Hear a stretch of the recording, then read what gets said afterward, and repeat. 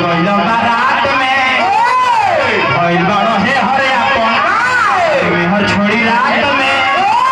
कौन नहीं करेलो भोर हरिया भोर हरिया कौन है वीर कुंवर सिंह जैसे वीर कुंवर सिंह के जाने के ना 80 बरिस पर जवानी चढ़ा रहे इमन चाचा के जाने के ना कहीं निवासी का 90 बरिस पर जवानी चढ़ा कौन नहीं करेलो भोर हरिया भोर हरिया का जाने देख के कहोइरो का घोइरो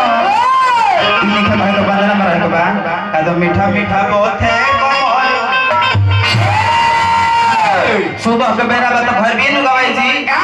भरबी सुन के आई लोई गावे के भरबी गान दलस झूमर तो कमर में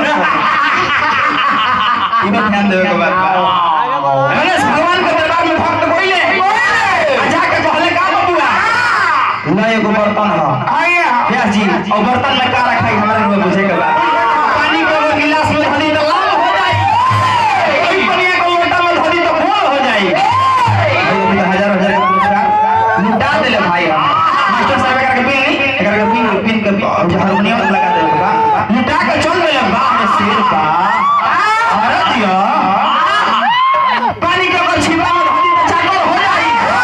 वही पनिया को लोटा में धरी तो गोल हो जाई पनिया गिलास में धरी तो लाम हो ऐसे गणेश भगवान के दरबार में भक्त कइले जाके कहले का बबुआ कहले ई हाथी के सुर हो बाबा मनुष्य के तानावा सब देवतन से पहिले होखेला पूजा नावा कि मन लागल पड़ुए रौरे भजनवा में ए बाबा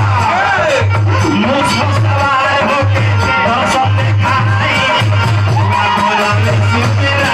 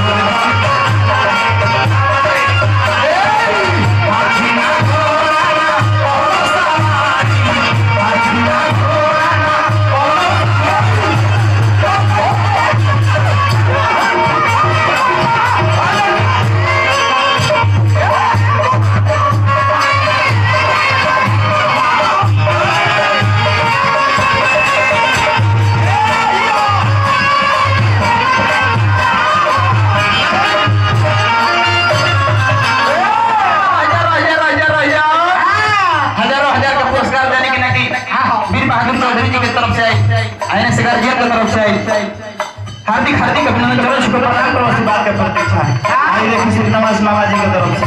इन्हों के कारण का बोल ले बनी है